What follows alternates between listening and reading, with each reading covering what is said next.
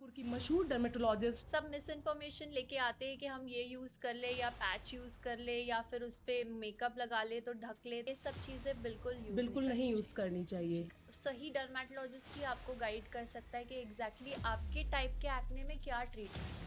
कि अभी younger generation है, उसमें क्या है, जो 10-11 साल की लड़कियां हैं या 8-9 साल की, उनको पीरियड्स स्टार्ट हो जाते हैं। जी, हर एक हाइपर पिगमेंटेशन का इलाज अलग तरीके से होता है। कुछ चीज़ें लेज़र से ही ठीक होती हैं, कुछ चीज़ें सिर्फ क्रीम से ठीक हो जाती हैं। मैम, केमिकल पील्स, इसका क्या बॉडी पे असर रहता है? ये लोग बहुत फियरफुल है केमिकल पील्स के लिए क्योंकि वो नाम ऐसा है कि केमिकल पील। एक बॉलीवुड के एक्टर हैं आयुष्मान खुराना, जी, वो भी एक उन्होंने इस पे मूवी बनाई। अब बाबा ही अगर बाल उगा सकते तो फिर क्या बात थी, फिर सारे सेंटर्स और क्लिनिक्स और हॉस्पिटल तो बंद ही हो जाते। मैम, आजकल ना एंजाइटी, डिप्रेशन, स्ट्रेस ये बहुत हो गया है, तो क्या इसका भी इफेक्ट हमारी स्किन पे पड़ता है या हमारी? जो आपकी स्किन है फेस की और जो आपकी स्किन है आर्म्स की, चेस्ट की या फिर अपने अब्डोमेन की, वो आपकी नॉर्मल स्किन है। अगर वो मैच करती है, ऑटो इम्यून प्रॉब्लम्स है जो ब्लड में एंटीबॉडीज होने के कारण होती है और जब तक इनका प्रॉपर इलाज नहीं होता ये जाती नहीं है। एक टर्म है पीआरपी और जीएफसी, तो उसको कब हमें अपने लिए लाना चाहिए? पीआरपी काफ़ी एडवांस टेक्निक है। कोलकाता में केस हुआ था। उनको प्रोटेक्शन दिलवाना आई थिंक एक गवर्नमेंट, और ये अगर एक गवर्नमेंट इंस्टीट्यूट में हो रहा है तो ये गवर्नमेंट का फेलियर है। मैम, हेल्दी हेयर के लिए आप क्या टिप्स हमारे व्यूअर्स को देना चाहेंगे? स्प्राउट्स को चटपटा बनाइए हमारे पॉडकास्ट के जैसे।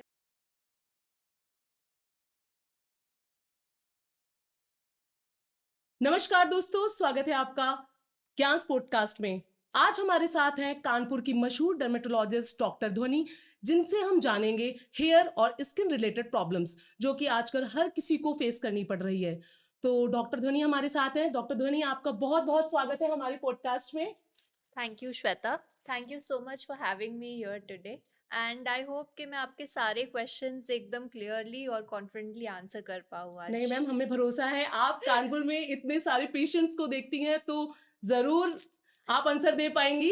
Thank you so much. तो चलिए मैम, पहले स्टार्ट करते हैं स्किन रूटीन से, क्योंकि जी, आजकल मैंने देखा है और जनरल पीपल हैं, उनकी हर किसी को ये प्रॉब्लम है कि स्किन कैसे हम अपनी अच्छी करें, कैसे मतलब होता है ना कि फ्रेश स्किन कैसे रह सकती है। तो क्या क्या हमें स्किन टिप्स फॉलो करने चाहिए, स्किन रूटीन फॉलो करना चाहिए, क्या हम कर सकते जी। हैं? एक्चुअली स्किन केयर रूटीन बहुत सिंपल होता है, लोग इसको काफ़ी कॉम्प्लिकेटेड कर देते हैं एंड डे एंड नाइट का रूटीन अलग होता है। डे में आपको अपने फेस को क्लेंस करना है एक क्लेंजर से, मॉइस्चराइज करना और उसके ऊपर सनस्क्रीन यूज़ करनी है। सनस्क्रीन को हमेशा रीअप्लाई करना चाहिए 3 आवर्स में क्योंकि वो वाटर रेजिस्टेंट नहीं होती, स्वेटिंग की वजह से वो उसका इफ़ेक्ट चला जाता है। एंड नाइट टाइम रूटीन भी क्लेंस करके मॉइस्चराइज करके आपको एक सीरम लगा लेना है। तो ये बेसिक रूटीन होता है। इसमें जैसे अगर आपको कोई प्रॉब्लम है जैसे पिगमेंटेशन तो हम सीरम्स ऐड कर सकते हैं, बट ये बेसिक रूटीन सबको फॉलो करना चाहिए। प्लस ऑयली और ड्राई स्किन के लिए रूटीन अलग होता है, तो वो जिसका फेस डिपेंडिंग ऑन ऑयली है वो प्रोडक्ट्स अलग होते हैं और जिसके ड्राई स्किन है उसके लिए प्रोडक्ट्स अलग होते हैं। मैम, जैसे डिफरेंट स्किन टाइप्स आपने बताया अभी, जी, तो हर किसी की स्किन के अकॉर्डिंग आप क्या मतलब सजेशंस देना चाहेंगी कि क्या हमें फॉलो करना चाहिए? कि जैसे अगर ड्राई स्किन, तो अभी ठंड आ रही है, जी। तो ठंड में तो ड्राई स्किन तो और भी ड्राई होगी, और ऑयली स्किन के लिए क्या मतलब आप देना चाहेंगी एक्चुअली कुछ एडवाइस? प्रोडक्ट्स होते हैं जो ऑयली स्किन पे सूट करते हैं, जैसे कि विटामिन सी सीरम्स जो आजकल हर कोई लगा लेता है, बट विटामिन सी सीरम सिर्फ ऑयली स्किन पे यूज करने चाहिए और ड्राई स्किन के लिए hyaluronic acid based serums use करने चाहिए, मॉइस्चराइजर्स यूज करने चाहिए। तो ये अपने स्किन को ध्यान रखते हुए ही प्रोडक्ट्स लगाने चाहिए, ना कि जो वायरल हो गए वो प्रोडक्ट्स आपने बस लगा मैम, लिए क्योंकि फेस यूट्यूब में तो बहुत सारी चीज़ें बताई जाती हैं, जैसे हम लोग एग्जैक्टली। वीडियोज़ देखते हैं कि अगर आप फिटकरी लगा लो, आप ये वाली क्रीम लगा लो, तो आप एकदम आपका चेहरा, या फिर बहुत सारी ऐसी भी चीज़ें आती हैं कि कभी तो मैंने देखा है कि जैसे एक्ने हो जाता है, जी, तो आप उसमें कोलगेट लगा लो। तो क्या ऐसा भी है कि वो सब अगर लगाया जा सकता कोलगेट है? लगाने से ही एक्ने कम होती तो सारी कंपनीज बंद हो जाती और कोलगेट ही प्रोपोगेट होता रहता, वो भी अपना एड ऐसे ही करता कि ये पिंपल पे भी काम आएगा और ब्रश करने के मैम लिए तो भी ऐसे काम पेशेंट्स आएगा। आते होंगे आपके जी, पास? आते हैं और उन सब मिस इन्फॉर्मेशन लेके आते हैं कि हम ये यूज़ कर ले या पैच यूज़ कर ले या फिर उस पे मेकअप लगा ले तो ढक ले तो इससे ठीक हो जाएगा, बट ऐसा होता नहीं है। डिपेंडिंग ऑन द कॉज़ और डाइट से एक्ने का बहुत ज़्यादा संबंध होता है। तो ओके। जब हमारे पास एक्ने के पेशेंट आते हैं तो हम उनका ओवरऑल स्कैनिंग, स्क्रीनिंग करते हैं कि किस वज़ह से एक्ने हो रहे हैं, फिर उनको ठीक करने की कोशिश करते हैं। मैम जैसे एक्ने भी कई टाइप का होता जी, है ना? कि कभी ब्लैक हेड्स, व्हाइट हेड्स और उसके लिए जैसे अब मैंने देखा है ब्लिंकिट स्टोर्स या इंस्टामार्ट में पैचेस आ रहे हैं, एक्ने पैचेस आ रहे हैं। जी। तो क्या ये पैचेस हमें कि हमें डॉक्टर के पास जाना चाहिए? बिल्कुल नहीं। ये पैचेज़ बेसिकली सिर्फ़ कैमोफ्लेज करने के लिए होता है, जैसे आपका कोई फ़ंक्शन है और आप दिखाना नहीं चाहते तो 1 दिन पहले आप लगा लो, लेकिन जब एकदम छोटा एक्ने है तब, या फिर व्हाइट हेड्स, ब्लैक हेड्स जैसे आप कह रहे हो। लेकिन जब फुल फ्लेजेड एक्ने उस पे पैच लगाओगे उसमें पस होके वो और इन्फेक्ट हो जाएगा। अच्छा तो तो आप ये सब चीज़ें बिल्कुल यूज़ नहीं बिल्कुल नहीं करनी यूज़ चाहिए। करनी चाहिए। जी। मैम जैसे एक्ने है या ड्राई स्किन है या मान लीजिए आपका ऑयली स्किन है, तो इसको कैसे मैनेज कर सकते हैं? एक्ने और ऑयली स्किन बेसिकली काफ़ी सिमिलर कंडीशंस होती है। इन पे इन्फेक्शंस पहले ट्रीट करना होता है और काफ़ी बार डैंड्रफ की वजह से भी हमें फोरहेड और टी जोन्स पे एक्ने देखने मिलता है।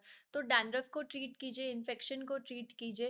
पहले जी। तो इस प्रकार से उसका इलाज होता है और एक सही डर्मेटोलॉजिस्ट ही आपको गाइड कर सकता है कि एग्जैक्टली आपके टाइप के एक्ने में क्या ट्रीटमेंट होगा। तो मैम अगर मान लीजिए किसी यंगर बच्चे को मतलब जैसे होता है ना कि अभी जो 6-7th में 10-11 जी। साल के बच्चों को भी आजकल एक्ने हो रहा है, तो इसका क्या रीज़न है? एक्चुअली अडोलेसेंस प्यूबर्टी जिस बोलते हैं, जैसे ही आप 10-11 साल के होते हो तब आपके हार्मोन्स पीक होने लग जाते हैं। उससे पहले बॉडी में अलग टाइप के हार्मोन्स होते हैं। जब आप यंग एज पे आते हो तो हार्मोन्स काफ़ी चेंज हो जाते हैं।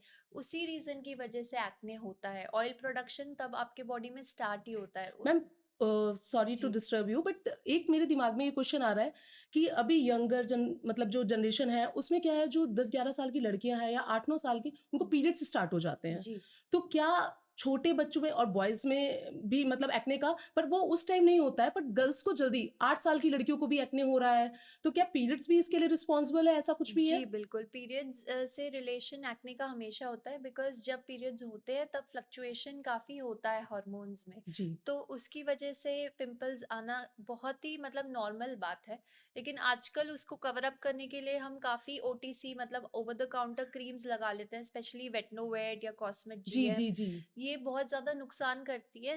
एक आधा दिन के लिए तो पिंपल्स चले जाते हैं, बट जो फ्लेयर होता है एक्ने का और उसकी वजह से जो ब्लैक स्पॉट्स होते हैं वो लाइफ लॉन्ग रह जाते हैं। किसी-किसी की स्किन परमानेंटली डैमेज हो जाती है, तो ये प्रोडक्ट्स बिल्कुल अपने स्किन पे नहीं यूज़ कीजिए। अच्छा मैम बहुत सारे लोग कहते हैं उनको झाइयाँ हो गई हैं मतलब हाइपर जी, पिगमेंटेशन एंड डार्क स्पॉट किसी हाँ, ने जैसे एक्ने हुआ हमारी भी आदत होती है कि हम नॉर्मली उसको हाथ स्क्रैच नेल्स के कर लेते स्क्रैच हैं। करके निकालने की कोशिश करते हैं। तो उस टाइम जो स्पॉट पड़ जाता है या हाइपर पिगमेंटेशन की वजह से हमारा फेस जो गंदा दिखने हाँ। लगता है तो उसके लिए हम क्या करें? एक्चुअली हाइपरपिगमेंटेशन एक ब्रॉड टर्म है। ठीक है। इसमें बहुत सारी बीमारियाँ होती हैं, जैसे कि झाइयाँ आपने कहा, किसी-किसी को सन स्पॉट्स होते हैं, फ्रेकल्स जो आजकल तो ब्यूटी स्पॉट्स बोल दिया गया है। लेकिन हर एक हाइपरपिगमेंटेशन का इलाज अलग तरीके से होता है। कुछ चीज़ें लेज़र से ही ठीक होती हैं, कुछ चीज़ें सिर्फ़ क्रीम से ठीक हो जाती हैं, कुछ चीज़ें ओवर द टाइम अपने आप ठीक हो जाती हैं। तो डिपेंडिंग ऑन कि आपको क्या बीमारी है, उसका इलाज उस तरीके से होता है। अच्छा, मैम जैसे आपने लेज़र का नाम जी, लिया अभी, तो मैंने बहुत जगह सुना है कि आप जो वैक्सिंग मत कराइए, जी। आप हेयर को हटाने के लिए आप लेज़र यूज़ कर लीजिए। क्या ये इफ़ेक्टिव है? हाँ, लेज़र्स एक ऐसी चीज़ है जो सच में इफ़ेक्टिव है, और लेकिन अगर आप प्रॉपर मतलब ट्रेन्ड डॉक्टर से करा रहे हैं, क्योंकि आजकल काफ़ी सारे पार्लर्स और हाई एंड जी, जी। सैलून्स में नॉन ट्रेन्ड लोग करते हैं, जिसकी वज़ह से हमारे पास पेशेंट्स आते हैं हॉस्पिटल में जिनको परमानेंट बर्न हो गया या स्कारिंग हो गई, क्योंकि उनको ऑपरेटिव वेज़ नहीं आते कि इसको किस तरीके से हैंडल करना है। जी। तो अगर आप प्रॉपर वे में लेज़र कराते हो, स्पेशली हेयर रिमूवल, तो 6 टू 8 सेशंस में आपके हेयर हमेशा के लिए चले जाते हैं, आई मीन रिड्यूस हो जाते हैं, 90% आपके हेयर में रिडक्शन दिखता है। तो उसके बाद आपको ये बार-बार पार्लर प्रोसीजर्स कराने की ज़रूरत नहीं पड़ती है, कि जैसे कि वैक्सिंग, थ्रेडिंग, जिससे कि ज़्यादा बॉयल्स और अलग-अलग तरीके की बीमारी जैसे इनग्रोन हेयर वगैरह ज़्यादा होते हैं, तो ये लेज़र एक ही टाइप में ठीक कर देता है तो उनको। मैम एज़ अ डॉक्टर आप भी लेज़र के लिए ही मतलब जाती हैं कि ऑफ कोर्स वैक्सिंग? मैंने खुद पे लेज़र किया हुआ है, that okay, is why I मतलब रिकमेंड। डॉक्टर ने खुद ही डॉक्टर ने अपना इलाज खुद किया हुआ है, क्योंकि ऐसा जी, होता है ना कि डॉक्टर अपना इलाज खुद नहीं कर सकता है। तो हाँ। क्या आप इस मिथ जो को एरियाज़ पे लेज़र हो सकते हैं, जैसे जी, कि फेस में अपना लेज़र खुद ही फेस पे कर लेती हूँ। ओके। तो I I have done it, tried and tested है, इसीलिए मैं रिकमेंड अच्छा, करती हूँ मतलब इसे। डॉक्टर इस मतलब ये मिथ कंप्लीटली रॉन्ग है कि डॉक्टर अपना इलाज खुद कर सकते हैं। मतलब ये नहीं कि डॉक्टर इलाज नहीं कर सकते हैं। बिल्कुल कर सकते हैं। अच्छा मैम, सनस्क्रीन जो बोला आपने, जी, वो कैसे और किसकी मतलब क्या एसपीएफ होना चाहिए? जी। क्या लगाना चाहिए? ये आप कुछ इस पे सनस्क्रीन देखिए बेसिकली लगानी सबको चाहिए, और जिसकी स्किन एकदम नॉर्मल है, जिसको कोई कंडीशन नहीं है, जिसकी मतलब एकदम प्रॉपरली नॉन इन्फेक्टेड स्किन है, वो 15 एसपीएफ लगाए तो भी काफ़ी है। आजकल जो हाइप है कि आज हमारी सनस्क्रीन 50 एसपीएफ की, सबको ज़रूरत नहीं है। ओके, जो नॉर्मल इंसान है वो 15 एसपीएफ की भी सनस्क्रीन लगा सकता है। लेकिन जिसको स्किन कंडीशंस है, जिनको एक्ने है या फिर हाइपर पिगमेंटेशन है, झाइयाँ है, फ्रिकल्स है, उनके लिए 50 एसपीएफ या हायर एसपीएफ की क्रीम हम रिकमेंड करते हैं। और जो लोग का प्रोलॉन्ग्ड सन एक्सपोजर है, जो जैसे कि पुलिसमैन हो गए या स्पोर्ट्स टीचर्स हो गए, उनको 70 या हायर एसपीएफ की ओके। क्रीम यूज़ करनी मैम होती है। आफ्टर 30 और बिफोर 30 आप कौन-सी सनस्क्रीन को मतलब बोलोगे कि वो लगानी चाहिए? एक्चुअली मतलब डिपेंड्स, जैसे मैंने कहा कि अलग-अलग हम मेडिकेटेड सनस्क्रीन देते हैं। मार्केट में बहुत अलग टाइप की सनस्क्रीन आ गई है कि अरे ये तो जेल बेस्ड है, इसमें ये भी है, साथ में इसमें हल्दी है। तो मेडिकेटेड सनस्क्रीन्स हम प्रिस्क्राइब करते हैं डिपेंडिंग ऑन पेशेंट की रिक्वायरमेंट क्या है। मैम अगर कोई जनरल पेशेंट आए कि मतलब उसको स्किन में कोई वैसी प्रॉब्लम ना हो, मैम सनस्क्रीन जो है वो क्या हर दिन लगानी ज़रूरी है? हाँ, इसको हर दिन अप्लाई करना है, और इसमें एक बहुत ही सिंपल चीज़ है याद रखने के लिए, टू फिंगर रूल होता है कि इतनी सनस्क्रीन आप हर दिन अपने फेस पे अप्लाई कीजिए, और अगर नेक पे अप्लाई कर रहे हैं तो फोर फिंगर रूल, ओके, मतलब two fingers on your face, two fingers on your neck. Neck, okay, और इसको रीअप्लाई करना बहुत ज़रूरी है, मतलब एवरी 3 आवर्स आप इसको रीअप्लाई ज़रूर करें, अगर आप पॉसिबल हो तो। जिसके लिए ओके, पॉसिबल है उसको रीअप्लाई 3 आवर्स में करना चाहिए सनस्क्रीन। ओके। मैम किस कंपनी की आप सनस्क्रीन एडवाइस करेंगी हमारे व्यूअर्स को? एक्चुअली हम लोग मेडिकेटेड सनस्क्रीन ही देते हैं, तो जो भी आपने सुनी होगी वो सनस्क्रीन्स हम नहीं प्रिस्क्राइब करते, okay, because they are all just for marketing sake. Okay. तो मैम एंटी एजिंग जो प्रोडक्ट्स होते हैं वो कितने इफेक्टिव होते हैं? एंटी एजिंग एक्चुअली देखिए, अगर आपकी इंटरनल हेल्थ सही नहीं है, या आपकी बॉडी मतलब आपका जो डाइट है, जो लाइफस्टाइल है, अगर वो सही नहीं है, तो आप चाहे कितने भी प्रोडक्ट्स लगा लो, आपके स्किन पे वो रिफ्लेक्ट ज़रूर करेगा। अच्छा, इनको कब स्टार्ट करना चाहिए?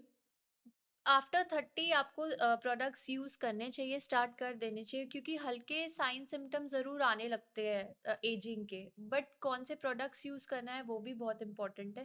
प्लस अपनी लाइफस्टाइल को आपको उस तरीके से मॉडिफाई करना है, और डाइट को, कि आपकी बॉडी हेल्दी है, आपका वेट अपने मतलब आपका जो बीएमआई है, बॉडी सरफेस इंडेक्स है, वो आपके एज के अकॉर्डिंग और आपके हाइट के अकॉर्डिंग है।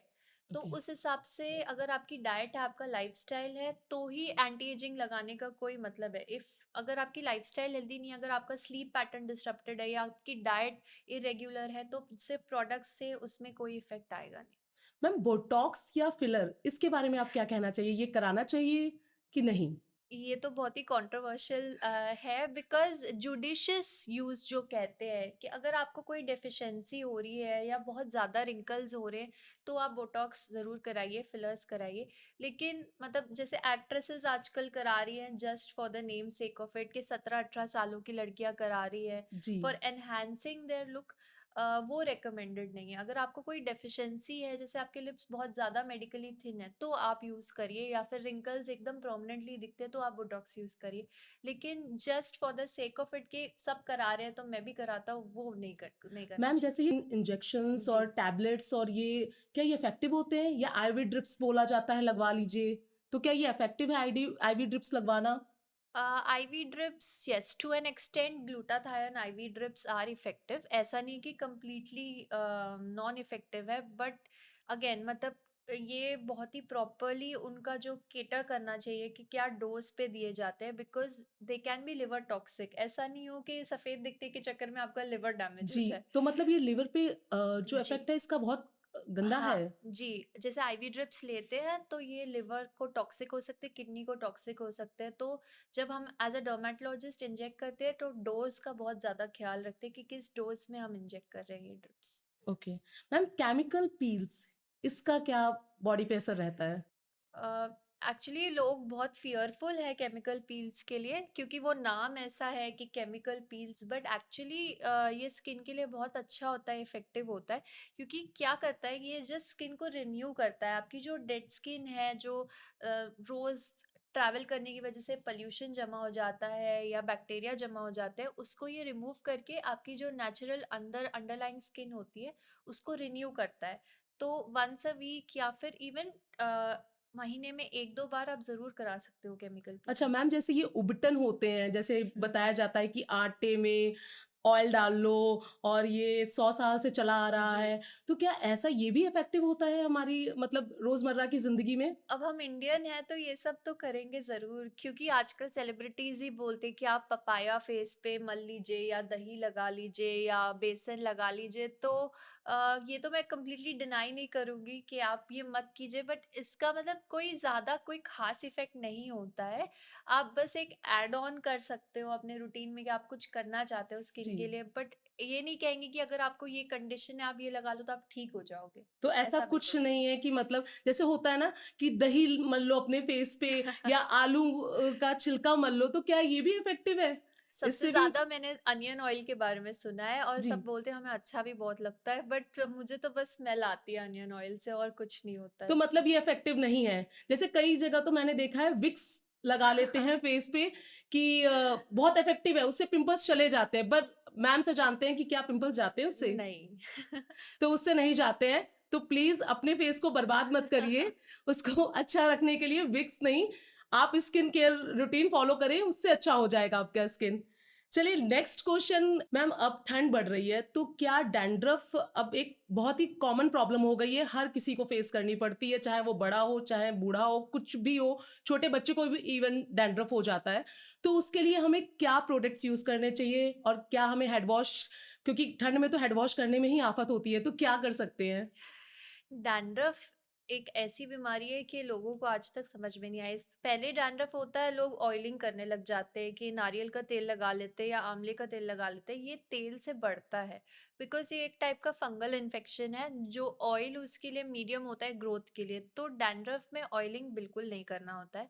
मेडिकेटेड लोशंस होते हैं जो हम प्रिस्क्राइब करते हैं पेशेंट्स को, शैम्पूज होते हैं, वो ज़रूर यूज़ कीजिए। और बहुत ज़्यादा गर्म पानी से नहाने की वजह से बहुत स्कैल्प ड्राई होता है, तो ल्यूक वार्म वाटर से नहाना है, चाहे कितनी भी ठंड लगे, लेकिन बहुत गर्म पानी नहीं यूज़ करना है बालों ओके। पे। मैम ये भी एक है कि क्या ठंडे पानी से बाल धोने में या गर्म पानी से बाल धोने में बाल अच्छे रहेंगे? किसमें ज़्यादा मतलब होता है ना कि गर्म पानी से अगर बाल धो, तो शायद आपके बाल अच्छे नहीं हैं, हेल्दी नहीं रहेंगे और ठंडे पानी से बाल धोने में वो शाइनी रहते हैं, उनका टेक्सचर अच्छा होता है। क्या ऐसा भी है?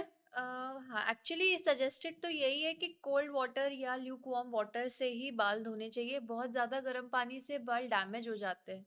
तो ये मिथ नहीं है, ये बिल्कुल सच्चाई है कि गर्म पानी से बाल बिल्कुल नहीं धोने चाहिए। तो गर्म पानी से बाल मत धोइएगा, भले ही कम धोइएगा, ठंडे पानी से धोइएगा। मैम हेयर फॉल ट्रीटमेंट और क्या हम मतलब फॉलो कर सकते हैं, जिससे हमारा हेयर अच्छा हो, है राइट। ना? हाँ। हेयर फॉल एक्चुअली 2 टाइप का होता है, जेनेटिक और सीज़नल। जेनेटिक हम लोग एक ट्राइकोस्कोप से यूजुअली देखते हैं जब क्लिनिक्स पे पेशेंट्स आते हैं, तो ट्राइकोस्कोप या डर्मेटोस्कोप से दिखता है क्लियरली कि किसका जेनेटिक हेयर फॉल है और किसका सीज़नल या फिर किसी डेफिशिएंसी से। स्पेशली जो फीमेल्स हैं, उनमें iron deficiency, vitamin B12 deficiency, इस रीज़न से काफ़ी ज़्यादा हेयर फॉल होता है। तो वो करेक्ट करना ज़रूरी है, ना कि आप बस प्रोडक्ट्स लगा लो अपने बालों पे या टैबलेट्स ले लो। आजकल गमीज़ बहुत चल रहे कि जी, जी, गमी जी। खा लो, तो ठीक बायोटीन गमीज़ खा जी, लो, जी, जी। बट इससे हेयर फॉल बिल्कुल करेक्ट नहीं होता। अगर आपका हीमोग्लोबिन कम है या विटामिन डी कम है, विटामिन बी12 कम है, तो इनको करेक्ट करना पहले ज़्यादा ज़रूरी है। जी। मैम हेल्दी हेयर के लिए आप क्या टिप्स हमारे व्यूअर्स को देना चाहेंगी कि क्या फ़ॉलो करें?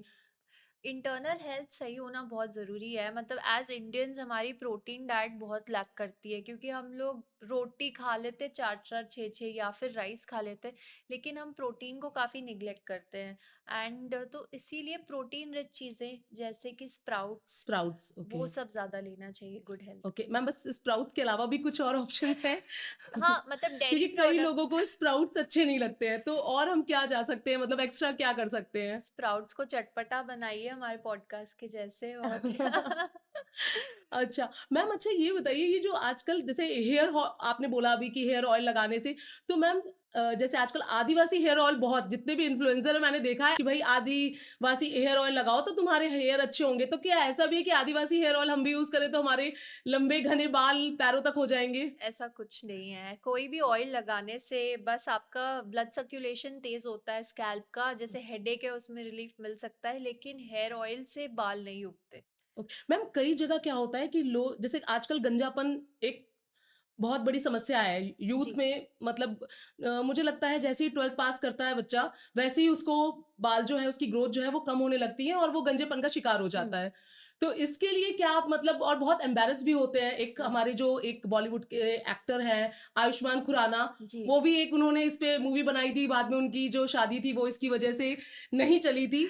तो क्या मतलब हेयर ट्रांसप्लांट कराना चाहिए या पैचेस लगवाना चाहिए या आजकल मैंने देखा है बहुत दूर-दराज के गाँव में कोई एक बैठ जाते हैं बाबा कि वो थप्पड़ मार रहे हैं तो बाल आ जाएँगे या फिर ऐसा कुछ करते हैं जिससे कि हेयर ग्रोथ होने लगती है। तो क्या ऐसा भी हमें करवाना चाहिए कि उनके पास जाके हमें हेयर ग्रोथ की टिप्स लेनी चाहिए? अब बाबा ही अगर बाल उगा सकते तो फिर क्या बात थी, फिर सारे सेंटर्स और क्लिनिक्स और हॉस्पिटल तो बंद ही हो जाते। जी, जी। लेकिन हाँ, ये है कि जैसे एडोलेसेंस आता है, बाल गिरना शुरू हो जाते हैं, स्पेशली मेल्स में, इनको मेल जी, पैटर्न जी। बॉल्डनेस बोलते हैं। तो जितनी जल्दी इसका इलाज करवाते हैं, जितना ग्रेड, जैसे इसके ग्रेड्स होते हैं, तो जितना फर्स्ट ग्रेड या सेकंड ग्रेड में बाल है, तब आपने इलाज करना शुरू कर दिया, तो उसका जल्दी इफ़ेक्ट आता है, अच्छा इफ़ेक्ट आता है। ना कि जैसे अगर आपके बाल 5th या 6th स्टेज में चले गए, तो ट्रांसप्लांट के अलावा कोई ऑप्शन नहीं अच्छा बचता। हेयर ट्रांसप्लांट ही कराना पड़ेगा। अगर जी। मैम डोनर एरिया उनके पास ना हुआ फिर? तो फिर यही तो जैसे जितनी जल्दी आप अपने बालों का इलाज कराना शुरू करते हैं, उतनी जल्दी अच्छा असर आता है। ओके मैम जो हेयर पैचेस लगते हैं वो सही है कि नहीं कि पैच लगा लिया वो मतलब क्योंकि बाद में वो स्किन को और खराब करता है डैमेज करता है स्किन को तो क्या करना चाहिए कि मतलब वो हेयर पैच लगाने चाहिए कि नहीं लगाने चाहिए? हेयर पैचेस अवॉइड ही करने चाहिए ओके। बेसिकली, क्योंकि वो तो बस एक कवर करने के लिए होता है कि आप अपना गंजापन नहीं दिखाना चाहते हो, बिकॉज लेकिन लॉन्ग टर्म में वो आपकी स्किन को डैमेज करता है। तो जितना जल्दी हो सके आप इलाज कराओ कि हेयर पैच की स्टेज तक आप ना पहुंचो। मैम बहुत सारे सैलून्स में आजकल होता है कि वो एक्सटेंशन लगाते हैं। हम्म। क्या मतलब कोई भी हो, लड़की हो या कोई महिला हो, वो हॉस्पिटल जाती ही नहीं है, वो अपना जाती हैं एक्सटेंशन के सलोन्स। लिए, सैलून्स जाती हैं।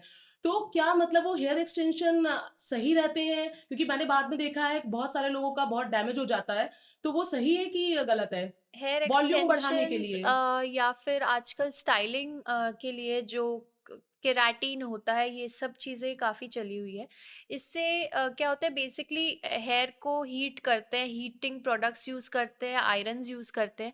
तो हेयर की जो आउटर लेयर होती है, जो उसको प्रोटेक्ट करती है पॉल्यूशन से या कोई भी स्ट्रेस से, वो पूरी डैमेज हो जाती है, और आपका जो हेयर है वो एक्सपोज हो जाता है पॉल्यूशन को और पूरे एनवायरनमेंट को, तो उससे बहुत ज़्यादा डैमेज आगे भी हो सकता है। तो ये सारे प्रोडक्ट्स और ये सारे प्रोसीजर्स अवॉइड करने चाहिए। ओके। मैम डाइट का स्किन में क्या इफ़ेक्ट पड़ता है? काफ़ी ज़्यादा इफ़ेक्ट होता है। मतलब जैसे मैंने कहा कि अगर आपकी इंटरनल हेल्थ सही नहीं है, वो आपके स्किन पे ज़रूर रिफ्लेक्ट करेगा। अगर आप बहुत ज़्यादा शुगरी डाइट लेते हो, बहुत ज़्यादा रिफाइंड चीज़ें, पैकेट चीज़ें खाते हो, तो ओबेसिटी होती है, फेस ओबेसिटी, बकल फैट बढ़ जाता है, डबल चिन हो जाती है, आई बैग्स आने लगते हैं। अगर स्पेशली आपकी स्लीप प्रॉपर नहीं है, स्लीप डिस्टर्ब्ड है, आई बैग्स, पफीनेस दिखने लगती है, तो ओवरऑल फेस का जो एक स्ट्रक्चर है, वो पूरा डैमेज हो जाता है। एक चीज़ होती है फेशियल जी, अकैंथोसिस। अगर आपका शुगर लेवल बहुत हाई है, आपके इंसुलिन स्पाइक्स की वजह से पूरे फेस पे डार्कनेस आ जाती है। जी। तो ये पूरा आपके डाइट पे ही सवाल उठता है कि अगर आपकी डाइट प्रॉपर नहीं है, तो ही आपकी स्किन खराब होगी। मैम बहुत सारी जो महिलाएँ हैं प्रेगनेंसी के बाद क्या होता है, उनकी आई के उसमें वाइट वाइट पैचेस आ जाते हैं, तो वो पैचेस क्या होते हैं? मतलब छोटे छोटे पैचेस होते हैं। जी। अब एग्जैक्टली वो उनको किस टर्म में बुलाया जाएगा? उनको बोलते हैं ज़ैंथेलाज़्मा, बहुत ही ओके। कॉम्प्लिकेटेड और बड़ा-सा नाम है यही मुझे मेडिकल मैंने टर्म में। मैंने इसीलिए पूछा कि क्योंकि हम लोग मेडिकल उसमें नहीं है तो हमें नहीं पता है। जी। हम लोग अपनी लोकल जो भाषा में बात करते हैं उसमें। हाँ, वो कुछ नहीं, वो एक कोलेस्ट्रॉल डिपॉज़िट होता है इन प्रेगनेंसी या फिर वेट गेन होने के बाद ये कोलेस्ट्रॉल हर जगह डिपॉज़िट हो जाता है, स्पेशली आईज़ पे। तो इनका बहुत ही सिंपल सरल ट्रीटमेंट डर्मेटोलॉजिस्ट करते हैं, एक ही ओके। सेशन में सॉल्यूशंस के साथ या फिर सर्जिकली एक्सरसाइज करके या लेज़र द्वारा ये निकाले जा सकते हैं। अच्छा मैम, क्या खाने से एक्ने या एजिंग नहीं बढ़ेगी? क्योंकि ये तो आजकल हर लड़की का वो है कि भाई मुझे आफ्टर 30 का नहीं लगना, मुझे 20 का लगना है। तो अब ऐसा क्या ऐसी अगर खाएँ? एक पिल होती तो फिर क्या ही बात थी। ऐसी कोई एक टैबलेट या कोई एक पिल नहीं है जो खाने से एजिंग नहीं दिखे, आप स्लिम भी दिखो या आप ठीक भी दिखो। ओवरऑल जो है आपको अपनी लाइफ़स्टाइल बहुत ज़्यादा मेंटेन करनी जी। पड़ती है। मैम आजकल ना एंग्ज़ायटी, डिप्रेशन, स्ट्रेस ये बहुत हो गया है। तो क्या इसका भी इफ़ेक्ट हमारी स्किन पे पड़ता है या हमारी एजिंग पे पड़ता है? क्या मतलब, क्योंकि आजकल रोज़मर्रा की ज़िंदगी में महिलाएँ बहुत ही ज़्यादा घर, बाहर, ऑफ़िस से लेके घर, आप भी वर्किंग वुमन हैं, जी, घर भी देख क्या आप कुकिंग भी करती हैं? बिल्कुल करते हैं और आपको कुछ बना के ज़रूर खिलाएँगे। Thank you ma'am, thank you so much. तो मैम वही क्वेश्चन है कि क्या इफ़ेक्ट पड़ता है इसका? स्ट्रेस से काफ़ी सारे फ्लेयर्स हो जाते हैं, ओके। मतलब ये नहीं कहेंगे कि स्ट्रेस से आपको काले दाग हो जाएंगे, लेकिन जो आपके प्रॉब्लम्स है वो फ्लेयर अप हो जाते हैं। स्पेशली आपने सुना होगा जैसे सोरियासिस बीमारी है या फिर जैसे सफ़ेद दागों की बीमारी है, वो ऑलरेडी एक स्पेशली गर्ल्स के लिए बहुत स्ट्रेसफुल होता है अगर यस फेस मैम। पे हो। तो अगर आप उस चीज़ का स्ट्रेस लेते हो तो ये चीज़ बढ़ सकती है, तो ये बिल्कुल अवॉइड करना क्या होता है। उसमें घर के कुछ नुस्खे जो हैं वो दादी अम्मा वाले वो काम आएँगे? नॉट रियली, ये काम नहीं आते। ये हर एक चीज़ आपके ब्लड से रिलेटेड होती ओके। है। अगर ब्लड में कोई ऑटो इम्यून प्रॉब्लम है कि जी। एंटीबॉडीज़ बन रहे, तो उनको कंट्रोल करना पड़ता है। ऊपर से कुछ यूज़ करके ये ठीक नहीं होते। मैम एक चीज़ और, जैसे होम्योपैथी मेडिसिन्स होती हैं, क्या वो अफ़ेक्ट करती हैं हमारी स्किन पे? Actually I am not really trained to answer that, but okay. जैसे हमारे पास पेशेंट्स आते हैं सालों से होम्योपैथिक मेडिसिन्स लेकर, तो उनके कुछ इफ़ेक्ट्स भी होते हैं, काफ़ी लोग ठीक भी हो जाते हैं, किसी किसी को साइड इफ़ेक्ट्स भी होता है, बट कोई कंट्रोवर्सी नहीं क्रिएट करेंगे। I will not answer something like that कि इससे कोई क्या बात होता नहीं है। मैम। बट जैसे होता है ना कि आजकल बहुत सारे जो डॉक्टर्स हैं उन्होंने भी अपना यूट्यूब चैनल या फिर इंस्टाग्राम अकाउंट में वो वीडियोज़ डालते हैं कि अगर आपको गोरा होना है तो आप ये 5 ड्रॉप पी लीजिए, गोरे हो जाएँगे, या फिर ये क्रीम लगा लीजिए तो आप गोरे हो जाएँगे। तो मैम आजकल हर किसी को गोरा होना है। तो इसके लिए आप क्या सजेस्ट करती हैं कि क्रीम या ड्रॉप्स पिएँ या फिर हम आईवी ड्रिप्स लगवाएँ? देखिए, जो आपकी स्किन है फेस की और जो आपकी स्किन है आर्म्स की, चेस्ट की या फिर अपने एब्डोमेन की, वो आपकी नॉर्मल स्किन है। अगर वो मैच करती है तो फिर कोई दिक्कत नहीं है। जैसे अगर आपको टैनिंग है वो ठीक हो सकती है, लेकिन आपकी जो स्किन ओवरऑल बॉडी की है, वो वही रहती है। आप चाहे कुछ भी ले लीजिए, टैबलेट्स ले लीजिए, क्रीम्स लगा लीजिए, लेकिन स्किन की एक साइकिल होती है कि आप एक डेड स्किन होती है, फिर स्किन रिन्यू होती है, जी। फिर वो शेड हो जाती है। जी, जी। तो आप कुछ भी करा लीजिए, लेकिन वो न्यू स्किन बनेगी तो कलर तो वही आएगा। अच्छा मैम, सर्दियों जैसे अब सर्दियाँ आ रही हैं, अभी तो हम आपसे सर्दियों के बारे में पूछ लेंगे कि हुँ। मैम क्या स्किन रूटीन फ़ॉलो करें, बट गर्मियों के लिए भी आप कुछ एडवाइस करें तो बहुत ही अच्छा होगा। सर्दियों में मॉइस्चराइज़ करना बहुत ज़रूरी है और सनस्क्रीन हम बिल्कुल नहीं लगाते हैं, लेकिन ये ध्यान रखना ज़रूरी है कि यूवी रेडिएशन सर्दियों में बहुत ज़्यादा होता है। जितना ज़्यादा क्लाउडी वेदर होगा तो उतना ज़्यादा यूवी रेडिएशन होता है। उसको प्रोटेक्ट करने के लिए हमें सनस्क्रीन लगानी चाहिए और दिन में 2 से 3 बार मॉइस्चराइज़ेशन करना चाहिए, क्योंकि वो ड्राइनेस को प्रिवेंट करता है। गर्मियों में इसी चीज़ को आप एक बार कर सकते हैं, जैसे मॉइस्चराइज़ आप बस रात ही में करें, जेल बेस्ड मॉइस्चराइज़र यूज़ करें, क्रीमी ना यूज़ करें। लेकिन सनस्क्रीन गर्मियों में ज़्यादा ज़रूरी है।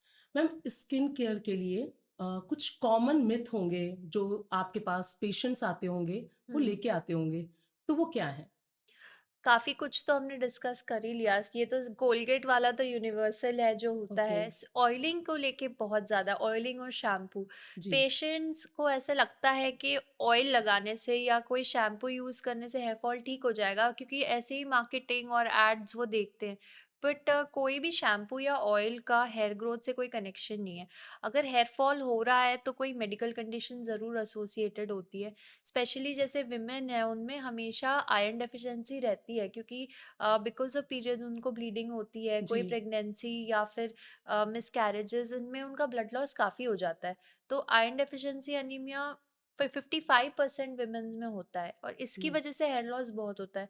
तो डॉक्टर के पास आएँ, अपना चेकअप कराएँ। चेकअप कराने से पेशेंट्स बहुत कतराते हैं कि अरे नहीं, ब्लड टेस्ट, पर कोई भी ऑयल या कुछ भी मतलब सीरम्स ओवर द काउंटर जैसे वो यूज़ कर लेते हैं। आदिवासी हेयर ऑयल के बारे में हमने जी, बातचीत जी, की जी। थी। ओटीसी प्रोडक्ट्स यूज़ कर लेते हैं या वायरल हुए हुए प्रोडक्ट्स यूज़ कर लेते हैं, लेकिन अपना पूरा चेकअप, स्क्रीनिंग नहीं करवाना चाहते कि किस वजह से हो रहा है, रीज़न नहीं ओके। ढूँढना चाहते। जी, जी, तो ये सबसे बड़ी समस्या है भारतीय पब्लिक के साथ। तीसरी चीज़ यही है कि जैसे सफ़ेद दाग की बीमारी है, उसमें जी, कोई सोचता है कि कोई सफ़ेद चीज़ खाने से ये बढ़ जाती है। जी, आधे लोग आके पूछते हैं कि दूध पीने से बढ़ जाएगा या फिर फिश खाने से बढ़ जाएगा। तो ऐसा कुछ नहीं है, ये ऑटो इम्यून प्रॉब्लम्स है जो ब्लड में एंटीबॉडीज होने के कारण होती है, और जब तक इनका प्रॉपर इलाज नहीं होता ये जाती नहीं है। तो ये अच्छा। एकदम से नहीं चली जाती है, जब आप इनका इलाज कराते हो तभी ये जाती हैं। मैम कुछ लोग गाँव के इधर से ये बोलते हैं कि जैसे सूर्यदेव को कोई जल चढ़ा रहा है, तो उसको अगर कोई फांद के चला गया है या नाप के चला गया है, तो उसकी वजह से ये प्रॉब्लम होती है। तो क्या ये स करेक्ट है कि या नहीं, बिल्कुल नहीं, और ऐसा कुछ जी, नहीं है। ऐसा बिल्कुल भी नहीं है, जैसे मैंने कहा कि ये एंटीबॉडी रिलेटेड प्रॉब्लम है। इवन सोरियासिस जैसी जो बीमारी है वो भी ब्लड से ही रिलेटेड होती है, तो कुछ भी ऊपर से करने के लिए वजह है। अगर आप उसका अंदर से ट्रीटमेंट कराते हो, कुछ टैबलेट्स होते हैं, कोई मेडिकेशंस यूज़ करते हो, तो ही ये कंट्रोल हो सकता ये है। किसी घर के नुस्खे से नहीं जाएगा कि नहीं, मतलब घर का कोई नुस्खा अपना ले तो चला जी जाएगा, नहीं, ऐसा बिल्कुल कुछ नहीं। नहीं है। अच्छा, मैम आपका क्या मतलब आपकी स्किन इतनी ग्लोइंग है, बहुत प्यारी-सी है, तो इसका क्या राज़ है? अ, यही जो मैंने आपको बेसिक चीज़ें बताई हैं कि क्लीन क्लीन करिए, क्लेंज़र यूज़ करिए, मॉइस्चराइज़र और सीरम्स। मैं रेटिनॉल सीरम यूज़ करती हूँ once a week, twice a week, because जैसे ही आप 30 प्लस होते हो, तो रेटिनॉल और हाइलुरोनिक एसिड सीरम्स यूज़ करना ज़रूरी है। तो सीरम्स यूज़ करती हूँ और खुद पे पीलिंग और लेज़र ज़रूर करती हूँ मैं। ओके। मैम तो किस कंपनी के हमें मतलब सनस्क्रीन या लोशन आप जो बोल रहे हो, तो वो यूज़ करने चाहिए? क्या आप हमें इस बारे में बता सकते हैं? एक्चुअली काफ़ी सारे मतलब ब्रांड्स हैं, लेकिन जो भी हम आम तौर पे देखते हैं इंस्टाग्राम पे, फ़ेसबुक पे, वो ब्रांड्स ना इस्तेमाल करके हम जब स्किन टेस्ट करते हैं पेशेंट की, जब स्कोप से देखते हैं तब बता सकते हैं। जैसे कि ऑयली स्किन है तो उन पे क्या, ओके। ड्राई स्किन है तो उन पे क्या, हर एक स्किन के हिसाब से उसके प्रोडक्ट्स यूज़ होते हैं। मैम जैसे फाउंडेशंस होते हैं और कंसीलर होते हैं क्या इनको स्किन पे अप्लाई करना चाहिए या नहीं करना चाहिए? जैसे आपका कोई फंक्शन है तो फिर आप यूज़ करेंगे ही उसी को, लेकिन नॉन कॉमेडोजेनिक प्रोडक्ट्स, मतलब ओके। जो भी पिंपल्स नहीं कॉज करते वो ब्रांड्स आपको देखने हैं, जी, जिनसे आप लेते हैं। स्पेशली जो सेल्स गर्ल्स होती हैं उनसे ज़रूर पूछिए कि ये प्रोडक्ट्स पिंपल्स कॉज करेंगे या नहीं, क्योंकि हर किसी को पिंपल्स नहीं होते तो वो यूज़ कर सकते हैं, बट नॉन कॉमेडोजेनिक प्रोडक्ट्स आपको यूज़ करने हैं। ओके। मैम तो एक चीज़ ये है जैसे आपने अभी हेयर ऑयल की बात कर रहे थे कि हेयर ऑयल नहीं और मैम हेयर ट्रांसप्लांट की हमने बात करी। मैम एक टर्म है पीआरपी और जीएफसी, तो उसको कब हमें अपने लिए लाना चाहिए कि कब हमारे बाल कम हो रहे हैं या ज़्यादा हो रहे हैं? क्योंकि ये हम नहीं जान पाते हैं और हमें डॉक्टर के पास कब जाना चाहिए? तो इसके अकॉर्डिंग हमें कब उन चीज़ों को लाना चाहिए? इसके एडवांटेजेस क्या हैं एंड डिसएडवांटेजेस क्या हैं? प्लीज़ आप बताएँ। पीआरपी और जीएफसी आजकल काफ़ी मतलब एडवांटेजेस जो प्रोसीजर है वो बोल सकते हैं, बिकॉज उसमें आप ही का ब्लड यूज़ होता है। कोई भी आर्टिफिशियल प्रोडक्ट या आर्टिफिशियल केमिकल्स नहीं यूज़ होते, उसी को ग्रोथ फैक्टर हम प्रोसेस करते हैं उसी में से, और उसके इंजेक्शंस आपके स्कैल्प में इंजेक्ट करते हैं। तो उससे जो आपके स्कैल्प के रूट्स होते हैं जो बढ़ नहीं रहे होते हैं, वो जल्दी से बढ़ जाते हैं। एंड ये तब यूज़ करते हैं जब आपके बालों की डेंसिटी बीच में से कम हो जाती है। जब आपका हेयरलाइन चला गया है, जो वी शेप्ड डिफेक्ट्स आ जाते हैं, वो नहीं भर पाता, लेकिन जो जी, जी। सेंटर में से बाल चले जाते हैं, उनको भरने के लिए बहुत अच्छा होता है पीआरपी। अच्छा और इसमें मिनॉक्सिडिल का क्या मैम यूज़ है? मिनॉक्सिडिल आपको साथ ही में इसके इस्तेमाल करना होता है। जैसे अच्छा। मैंने बताया, एक्चुअली डिपेंड्स। अब हमारी तो सारी पब्लिक देख रही है, किसी को जेनेटिक हेयर लॉस है, किसी जी, को जी। सीज़नल है, तो किस पे मिनॉक्सिडिल यूज़ करना है वो हम एज़ अ डर्मेटोलॉजिस्ट बता सकते हैं स्क्रीनिंग करने के बाद। मैम हर किसी का स्किन रूटीन और हेयर रूटीन अलग होता है, तो आपका क्या है? अभी तो मैंने बताया आपको नहीं, जैसे हेयर रूटीन के बारे में आपने नहीं बताया, स्किन वाला तो आपने बताया। जी, हेयर रूटीन एक्चुअली वाटर पे भी डिपेंड करता है। अगर आपका वाटर बहुत जहाँ आप रहते हो बहुत हार्ड वाटर है, तो बिल्कुल अपने जो हेयर है उसको आरओ वाटर या फ़िल्टर्ड वाटर से वॉश कीजिए। हेयर मास्क स्पेशली गर्ल्स में बहुत लोग ये स्टेप को मिस करते हैं। हेयर मास्क यूज़ करना होता है शैम्पू करने से 15-20 मिनट पहले। मास्क को लगा के रख सकते हैं, फिर नॉर्मल शैम्पू, कंडीशनर एंड उसके बाद leave on conditioner. Okay. Ma'am तो किस मास्क को यूज़ करें हेयर पे अपने?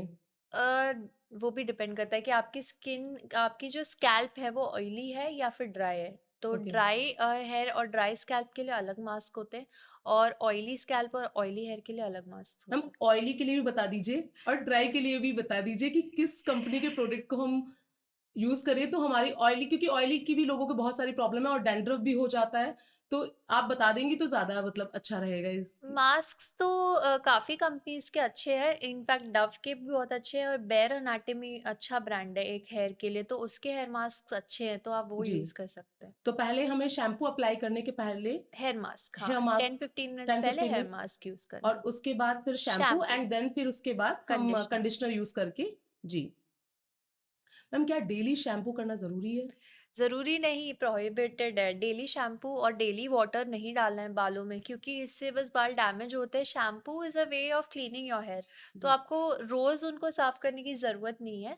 हफ़्ते में 2 या 3 ही बार आप अपने बालों को धोइए और शैम्पू लगाइए। रोज़ नहीं लगाना है, मतलब ये हार्मफुल हैं, ये हार्मफुल डेली है। हमें शैम्पू और डेली हेड वॉश हाँ, नहीं स्पेशली करना चाहिए। बॉयज़ की आदत होती है कि जी, शैम्पू रोज़ कर लेते हैं जी। खड़े-खड़े बस। लेकिन बिल्कुल भी शैम्पू नहीं करना है क्योंकि जितनी बार आप शैम्पू करेंगे उतनी बार और बाल गिरेंगे, तो मैम बिल्कुल नहीं। कितने दिनों में मतलब करना हफ्ते में चाहिए? 3 बार, हफ्ते अल्टरनेट में? डे या फिर twice a week, thrice a week आप शैम्पू यूज़ कर सकते ओके।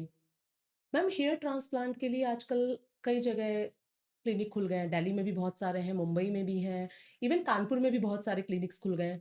तो आप क्या रिकमेंड करेंगी कि कहाँ जाना चाहिए? क्योंकि जो पेशेंट होता है वो बहुत ही कन्फ्यूज़ होता है कि मैं कहाँ जाऊँ, कहाँ पे हेयर ट्रांसप्लांट कराऊँ? तो और क्या कॉस्ट आएगी इसकी? क्योंकि हर किसी का बजट ऐसा नहीं होता है कि वो दे पाए, तो कितना पैसा लगेगा? हर किसी को होता है भई पैसा कितना लगेगा पहले ये पता चल जाए। तो रुपए कोई नहीं पूछता है, पैसे ही पूछते हैं सब, तो क्या कहेंगी इस पे? कहाँ जाना चाहिए? मेरे पास ही आना चाहिए। रिजेंसी जाइए। जी हाँ, रीजेंसी में भी होता है, बाकी हम क्लिनिक्स पे भी करते हैं, प्लस कॉस्ट डिपेंड करता है कि आपको कितने ग्राफ्ट्स यूज़ होंगे। ओके, जैसे आपका ग्रेड क्या है, पहली बात तो आपका हेयर लॉस का क्या ग्रेड है। जब 5-6 ग्रेड पहुँच जाता है, तो आपका डोनर एरिया इंटैक्ट है या नहीं। जी, अगर डोनर एरिया में बाल हैं और आपका 4 या 5 ग्रेड है, तो आपको 6 से 7,000 ग्राफ्ट लगते हैं। जी, और अगर आपका स्टेज 2 या 3 है तो 4 से 5,000 ग्राफ्ट लगते हैं। ओके।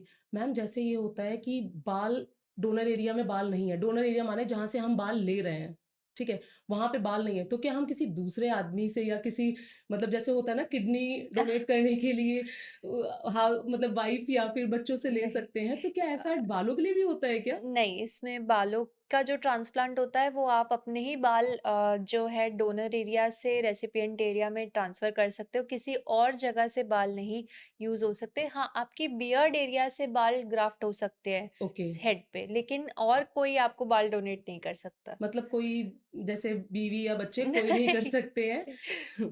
अच्छा, तो मैम एक पीआरपी ये पीआरपी क्या होता है? मतलब वैसे मैं आपसे जनरली क्योंकि ये क्वेश्चन मैं पूछ भी चुकी हूँ बट पीआरपी लोगों को समझ नहीं आता है कि होता क्या है? क्योंकि मैंने जैसा देखा है कई वीडियोज़ में तो वो ब्लड मतलब खून निकालना होता है। तो क्या अपना ही खून अपने ही बालों में जाना ये समझ नहीं आया।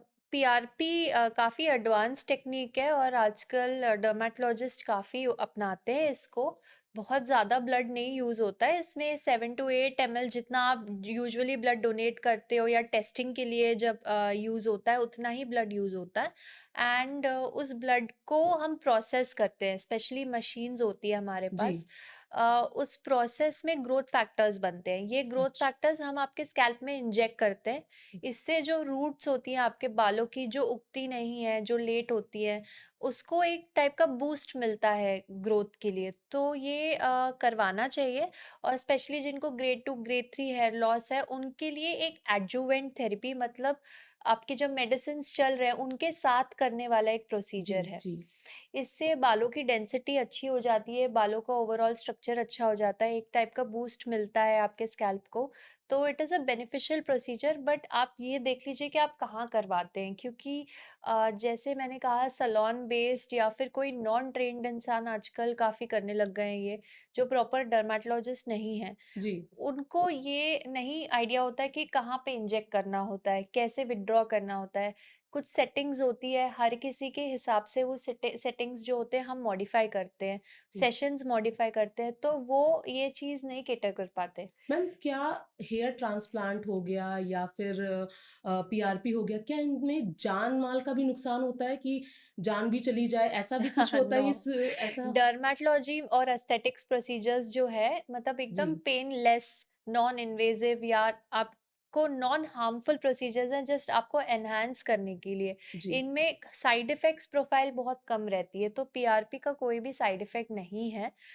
इट जस्ट दैट आपने थोड़ा ब्लड डोनेट किया तो आपको थोड़ी जी, वीकनेस जी, जी। लग सकती है, थोड़ा सा हेडेक हो सकता है इंजेक्शंस की वजह से, बट अपार्ट फ्रॉम दैट उसके कोई साइड इफेक्ट्स ओके। नहीं है। मैम जैसे कई लोग ना कीमोथेरेपी कराते हैं, तो उनका हेयर हेयर फॉल बहुत तेज़ी से होता है, तो क्या वो भी करा सकते हैं हेयर ट्रांसप्लांट या पीआरपी ले सकते हैं, ऐसा कुछ भी है? करवा सकते हैं, बट जब तक कीमोथेरेपी, मतलब जो मेडिसिन्स हैं वो टॉक्सिक होते हैं आपके सेल्स के लिए, वो कैंसर्स को मिटाने की जो मेडिसिन्स होती है वो आईवी के थ्रू दी जाती है, तो जब जी, तक वो मेडिकेशंस चलेंगी, हेयर लॉस होगा, तो हम ये एडवाइस करते हैं कि आप अपना जो ट्रीटमेंट है कैंसर का वो आप फिनिश कर लीजिए। जी, आपके कीमोथेरेपी सेशंस जब हो जाए तब आप हमारे पास आइए, तब हम ज़रूर जी। करेंगे। तो मतलब उनको जो विग-विग हैं वो सब यूज़ नहीं करना चाहिए आप और जी हाँ, परमानेंट एक सॉल्यूशन अगर आपके पास अवेलेबल है, तो जी। आप परमानेंट सॉल्यूशन ही अपनाएँ। मैम जैसे पीआरपी है, तो क्या ये पीआरपी जैसे हाथ में इंजेक्शन आपको लगाए जाते हैं, क्या उस तरीके से इंजेक्ट किया जाता है? ये कहाँ इसको इंजेक्ट किया जाता है जो पीआरपी का आप बोल रहे हो इंजेक्ट किए जाते हैं? स्कैल्प में इंजेक्ट करते हैं, और इसकी जो नीडल है वो बहुत माइन्यूट होती है, मतलब जो नॉर्मल नीडल्स यूज़ करते हैं हॉस्पिटल में, वो बहुत मोटी नीडल होती है। जी। ये एकदम माइन्यूट नीडल होती है, और जब हम इंजेक्ट करते हैं तो आपको कुछ भी फ़ील नहीं होता, बिकॉज़ वो इतनी माइन्यूट है, इट्स जस्ट लाइक कि एंट बाइट सेंसेशन जैसा लगता है। क्योंकि मैम सो कुछ लोगों को होता है ना कि वो इंजेक्शन लगाने से भी डरते हैं, तो हाँ। क्या इंजेक्शन मतलब ये भी इंजेक्शन ही एक तरीके से हुआ? तो ज़ हाँ, it is not for everyone, सब ओके, कोई उस पेन को टॉलरेट नहीं कर पाता, हर कोई प्रोसीजर नहीं करवाना चाहता, तो जिनको इंजेक्शन फ़ोबिया है, अगर वो नहीं करवा सकते तो it is not a compulsion कि आप कराओ। आप ओके। मेडिसिन्स भी ले सकते हो, लेकिन जैसे मैंने कहा उसका पेन एकदम माइन्यूट होता है, अगर आपको समझ नहीं कुछ आता है, पेन नहीं। देसी भाषा भाषा में बोलें अगर कनपुरिया टाइप तो हाँ। नहीं समझ में आता है। हाँ, प्लस हम काफ़ी सारे टेक्निक्स यूज़ करते हैं, जी, जैसे कि स्पेशली डिवाइसेज़ होते हैं, जी, जैसे वाइब्रेटर्स हैं, वो हम स्कैल्प पे रख के यूज़ करते हैं कि जी। आपको सेंसेशन बिल्कुल फ़ील नहीं हो। ओके। तो मैम इसकी कॉस्ट क्या आएगी? और एक जीएफसी भी कुछ टर्म मैंने सुना है, तो आप दोनों के बारे में ब पीआरपी और जीएफसी भाई-बहन ही हैं। ये अच्छा, थोड़ा बड़ा भाई है जीएफसी, और पीआरपी छोटा भाई है, बस ये कह ओके, सकते हैं। तो थोड़ा-सा मॉडिफाइड टेक्नीक है, लेकिन इसका इफ़ेक्ट सेम होता है। बस आपको जो पेन है, वो जीएफसी में बिल्कुल फ़ील नहीं होता, क्योंकि उसमें इन्फ्लेमेशन नहीं होती ओके। है। पीआरपी में हल्का-फुल्का पेन हो सकता है, बट उसका जो इफ़ेक्ट है, वो सेम ही है, अल्टीमेटली हेयर ग्रोथ। मैम तो लोगों का अब क्वेश्चन होगा कि भाई कितने पैसे लगेंगे कि मैं पीआरपी करा लूँ? मतलब जो लोकल पब्लिक है, जैसे हमारी तरह है, नॉर्मल लोग हैं, वो पूछेंगे ज़रूर कि पीआरपी में भाई कितने पैसे लगेंगे जो हम करा सकें?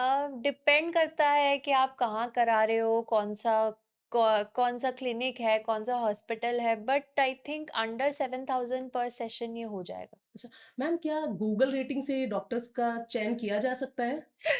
अब डॉक्टर्स को इस लिस्ट में डालना सही बात नहीं है, जी, बिकॉज़ हर किसी के लिए एक डॉक्टर का अलग एडवांटेज होता है, डिसएडवांटेज होता है। किसी को कोई डॉक्टर सूट नहीं करता, जी, किसी जी। को सूट करता है। तो गूगल पे आई डोंट थिंक कि आपको ज़्यादा रिलाई करना क्योंकि चाहिए। कई सारे हो सकता है रेटिंग जो हैं वो पेड हों।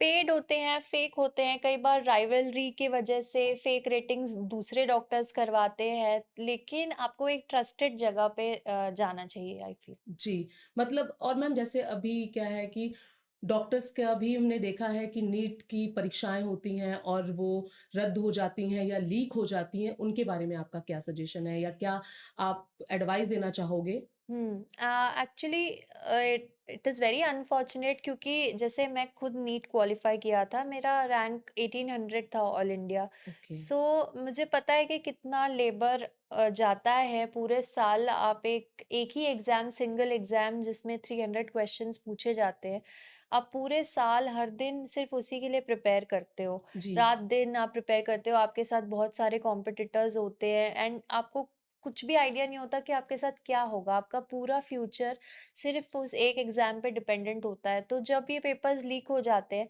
तो एक जो विश्वास होता है सिस्टम में, आपके एक होप्स होते हैं, एस्पिरेशंस होते हैं कि मैं ये बनूँगा या मैं ये करूँगा, वो एकदम टूट जाते हैं। जी, बिकॉज़ जब एक एग्ज़ाम की कोई वैलिडिटी नहीं है, कोई गारंटी नहीं है कि इससे सिर्फ़ मेरिट ही आगे आएगा, तो एक विश्वास हिल जाता है कि पेड सीट भी होती है, पे करके लोग 1-1 2-2 करोड़ दे के सीट हथिया लेते हैं। स्पेशलाइज़ेशन जी, कर सकते हैं, तो हम क्यों पीछे रहें?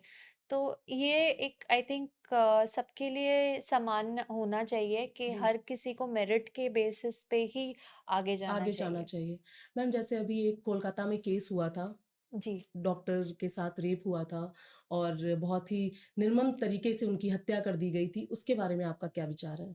अ अब मैं तो बहुत छोटी डॉक्टर हूँ उसके आगे, और जी, बट वो एक ट्रेनी डॉक्टर थी। और जब हम ट्रेनिंग करने जाते हैं, स्पेशली अगर आप एक ही स्टेट में हो तो ठीक है, लेकिन आप स्टेट क्रॉस करके अपना घर छोड़ के एक फुल डेडिकेशन से एक हॉस्पिटल जाते हो, और जब आपके वर्क प्लेस ही आपके लिए सेफ नहीं है, नाइट ड्यूटीज डॉक्टर्स करती है, फीमेल्स करती हैं, पहले तो सब रेजिस्ट करती थी, लेकिन वो अपने मेल कलीग से कोई कम नहीं है, वो भी उतना ही सीखना चाहती हैं आजकल, सब उतना ही कैपेबल हैं और आगे होना चाहती हैं, तो इसीलिए नाइट ड्यूटीज़ करती हैं। तो उनको प्रोटेक्शन दिलवाना आई थिंक एक गवर्नमेंट, और ये अगर एक गवर्नमेंट इंस्टीट्यूट में हो रहा है, तो ये गवर्नमेंट का फेलियर है कि आप अपने ही डॉक्टर को, जो आपके सिटीज़न्स को फ्री ट्रीटमेंट प्रोवाइड कर रहा है, उसको प्रोटेक्ट नहीं कर पाते हो। तो ये एक फेलियर इज़ फ्रॉम द क्योंकि गवर्नमेंट। जी, ये घटना बहुत ही ज़्यादा दर्दनाक जी। और जिसके साथ हुई उसके बारे में तो हम लोग सोच के ही डर जाते हैं कि ये घटना घटित हुई। जब आप लोगों को पता चला डॉक्टर्स की एक कम्युनिटी होती है, हुँ। उनको तो आप लोगों का कैसा रिएक्शन था? क्योंकि हम तो आम जनता के लिए तो वो पर आप लोगों को भी कुछ लगता होगा ना कि अनसेफ अब ऐसा कुछ हाँ, आपको इट भी इज़ माहौल लगता क्वाइट है? शॉकिंग। और जैसे मैंने कहा कि एक फीमेल डॉक्टर काफ़ी एस्पिरेशन से आगे बढ़ती है कि जी, वो भी अपने मेल कलीग्स जितना अच्छा करना चाहती है, she deserves N equal pay. तो it was quite shocking for all doctors and specially female doctors. And हमने काफ़ी सारे डिमांड्स और क्राइटेरियाज़ रखे थे कि this is what we want, कि हमारी सेफ्टी इस तरीके से होनी चाहिए, एंड सेंटर की तरफ पहुँचाए है। सम थिंग्स वर इम्प्लीमेंटेड, कुछ चीज़ें आज भी इम्प्लीमेंटेशन में नहीं है, जैसे कि सिक्योरिटी। आज भी डॉक्टर्स पे असॉल्ट्स होते हैं, आज भी डॉक्टर्स की सेफ्टी का एक बहुत बड़ा क्वेश्चन मार्क है इस कंट्री में। तो देयर आर सम थिंग्स जो गवर्नमेंट के भी हाथ में नहीं है, ये एक्चुअली जी, रिस्पॉन्सिबिलिटी हर सिटीजन की है जी, कि a doctor can help you to a limit.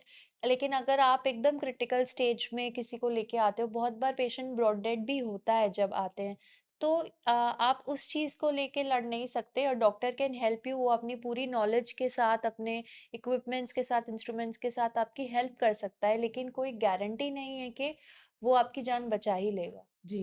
Ma'am कभी-कभी जैसे लड़कियाँ अभी हमारे प्रधानमंत्री भी नारा दिया था, बेटी बचाओ, बेटी हुँ, पढ़ाओ का।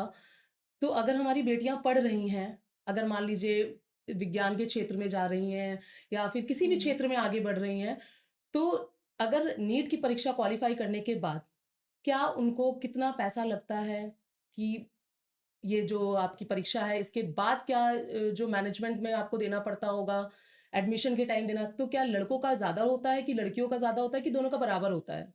थैंकफुली ऐसा तो कुछ नहीं है कि लड़कियों की फ़ीस या लड़कों की फ़ीस अलग होती है, ऑलमोस्ट सिमिलर होती है। अगर आप गवर्नमेंट इंस्टीट्यूट से एमडी करते हो, जैसे कि हम लोगों ने किया, तो काफ़ी इफ़ेक्टिव और लेस फ़ीस होती है। आई थिंक साल की कुछ 80,000 90,000 फ़ीस होती है जो आप इज़िली दे सकते हो, क्योंकि आपको गवर्नमेंट एक स्टाइपेंड भी प्रोवाइड करती है। अच्छा। वो हर स्टेट का स्टाइपेंड अलग होता है ओके। एंड वो आप इज़िली कर सकते हो। लेकिन जब आपको वो सीट नहीं मिलती है आजकल, तो आप फिर प्राइवेट इंस्टीट्यूट या डीम्ड इंस्टीट्यूट से करते हो and depending on every college, her college की अलग पॉलिसी है, प्रिंसिपल्स हैं और फ़ीस है, तो वो अलग-अलग वेरी होती है। चलिए, ये तो हमारी कुछ ऐसे ही आपस की बातें कि लोगों को डॉक्टर में मतलब नीट में और डॉक्टर की पढ़ाई के लिए क्या लगता है, कैसा है, वो मैम ने आपको बताया। चलिए फिर से आते हैं हमारे उसी सेशन में। ठीक है, तो मैम अच्छा बालों को जल्दी बढ़ाने के लिए हुँ। क्या ट्रिमिंग बहुत ही ज़रूरी है कि ट्रिम कराते रहें और बाल जल्दी से ग्रोथ करेंगे, ऐसा एक्चुअली कुछ ऐसा है? कुछ नहीं है। बालों मतलब जल्दी नहीं बढ़ते बाल। बालों का एक साइकिल होता है कि एक उनका ग्रोथ फेज़ होता है, उसके बाद उनका एक फेज़ होता है जब वो डेड हो जाते हैं और फिर वो शेड होते हैं। जी, तो वो ग्रोथ फेज़ में आपके न्यूट्रिशन के हिसाब से बढ़ेंगे। अगर आप उनको अच्छा प्रोटीन डाइट देते हो, अच्छा न्यूट्रिशन देते हो, तो वो जल्दी बढ़ेंगे। और अगर जैसे कुछ बॉडी में डेफ़िशिएंसी है, तो वो बालों तक भी नहीं जाएगी, तो वो उनकी ग्रोथ स्टंटेड रहेगी। लेकिन जी हाँ, आप हेयर कट ज़रूर करा सकते हो। ओके। उनके मतलब ये है कि जो डेड बाल हैं उससे जल्दी शेड हो जाते हैं, तो जी। न्यू बाल जल्दी उगते हैं। अच्छा मैम जैसे आजकल ना बहुत सारे स्प्रे चले हैं। हुँ। जैसे एक शैम्पू के लिए भी स्प्रे यूज़ होते ड्राई हैं आजकल शैम्पू। ड्राई शैम्पू, तो क्या ये यूज़ करना चाहिए? नो नहीं, ड्राई शैम्पूज़ नहीं यूज़ करने चाहिए। ओल्ड ट्रेडिशनल कन्वेंशनल शैम्पूज़ ही यूज़ करने चाहिए, बिकॉज़ ये अनसाइंटिफिक चीज़ें हैं जो जी। आजकल चली हैं और इनका इफ़ेक्ट अभी तक पता नहीं है, नोन नहीं है। आगे जाके कोई भी साइड इफ़ेक्ट कॉज़ कर सकता है। अच्छा मतलब ये नुकसानदेह है, इनको यूज़ हाँ, नहीं कर नहीं यूज़ जैसे करने आजकल चाहिए। हेयर स्टाइलिंग के लिए भी काफ़ी टूल्स हीट टूल्स यूज़ किए जाते हैं, जी। तो क्या ये मतलब सही है? जैसे कर्ल हीट तो मैंने आपको बताया, हीट जी, और कर्लिंग डिवाइसेस या फिर जो भी आयरनिंग डिवाइसेस है, केराटिन है, इसमें बाहर की जो लेयर है आपकी हेयर की वो डैमेज हो जाती है। जी, तो फिर आपका जो हेयर है वो एक्सपोज हो जाता है पॉल्यूशन के लिए या फिर कोई भी एनवायरमेंटल स्ट्रेस के लिए। तो हीटिंग डिवाइसेस या हीटिंग प्रोसीजर्स जैसे कि केराटिन है, बोटॉक्स है, सिस्टीन है, रीबॉन्डिंग, स्ट्रेटनिंग, ये सब बिल्कुल नहीं करवाना चाहिए, स्पेशली अगर आपका हेयर लॉस हो रहा है उस फेज में। ओके मैम कलर यूज़ करना चाहिए क्योंकि आजकल क्या है, छोटे बच्चों को भी ना ग्रे हेयर हो जाता है। हम लोग बोलते जी। हैं देखो सफ़ेद बाल हो रहा है, सफ़ेद बाल हो रहा है। तो क्या सफ़ेद बाल के लिए कुछ रेमेडीज़ ऐसी हैं कि हम उनको काला कर सकें या फिर सिर्फ़ हेयर कलर यूज़ ही करके ही उनको काला किया जा सकता है? सफ़ेद बाल बच्चों में काफ़ी हद तक पाए जाते हैं और ये एक विटामिन बी 12 डेफिशिएंसी काफ़ी कॉमन है। जी, बहुत बार 90% तो ये जेनेटिक ही होता है। ओके, अगर पेरेंट्स को है, बच्चों को हो जाता है। लेकिन अगर आपको विटामिन डी या विटामिन बी 12 डेफिशिएंसी है तो जल्दी सफ़ेद हो जाते हैं, तो आप उसको रेक्टिफ़ाई कर सकते हो।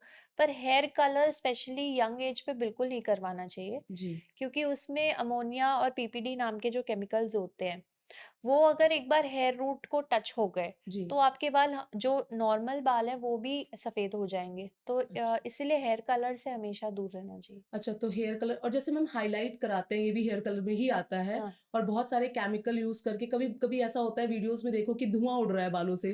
तो क्या वो मुझे लगता है कि सेफ तो नहीं है, पर आप उसमें अपनी क्या राय रखते हो? हाइलाइट्स में आपके रूट्स नहीं डैमेज होते, रूट से वो दूर रहते हैं। तो ओके, हाइलाइट्स आप एक आधा बार ज़रूर करा सकते हो। मेरे भी बाल हाइलाइटेड हैं। ओके तो डॉक्टर भी आई हाइलाइट विल नॉट कराते से कि आप हैं। ये मत कराओ।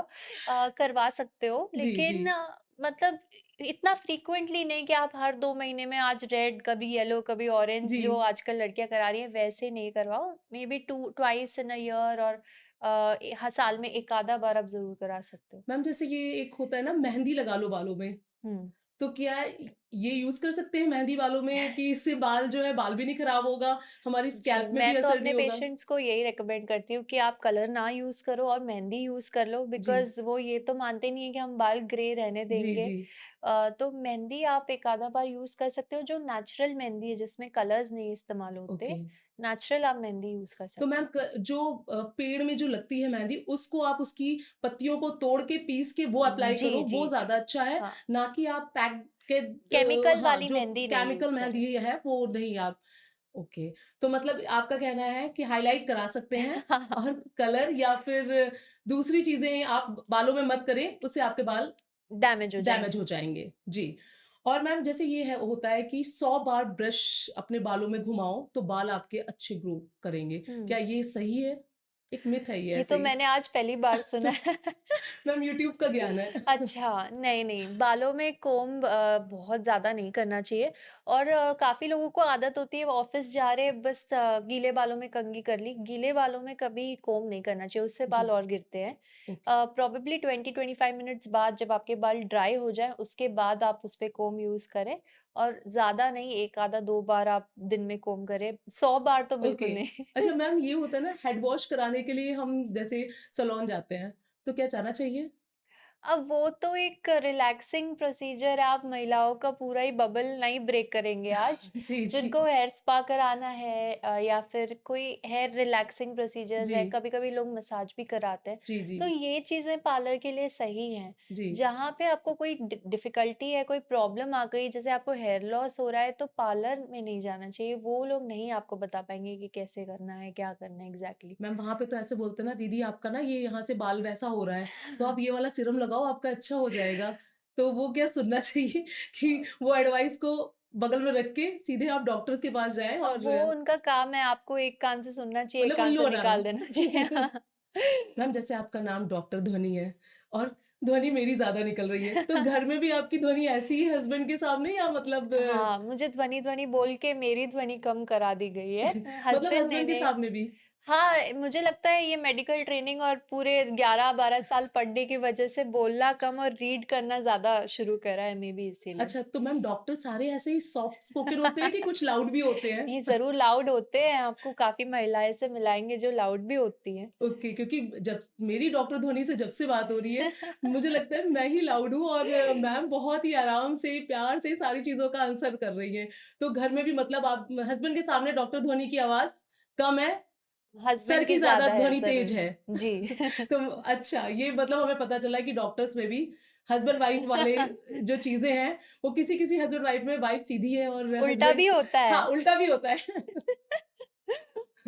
और मैम जैसे आप घर जाते हो, तो आपका तो पूरा आपके यहाँ तो मेड्स ही हम लोग को तो ये सोचते हैं कि मेड्स ही लगी होंगी मैम के यहाँ भाई, खाने वाली अलग है, बच्चे के लिए अलग है और कपड़े धोने मतलब जो जितने भी हाउस होल्ड वर्क हैं उनके लिए अलग मेड्स लगी हुई है। तो क्या ऐसा है कि आप कभी कुकिंग करते हो, कपड़े धोते हो कि नहीं बस उठे और क्लिनिक निकल गए? हाँ, मतलब सेलिब्रिटी तो नहीं हूँ, रेगुलर काम करने पड़ते जी, हैं। जी। I am a full time mom and a part time dermatologist जी। क्योंकि अगर आप मदर हो या वाइफ हो तो आपकी ड्यूटी फुल टाइम रहती है जब तक जी, आप जी। सो नहीं जाते हो।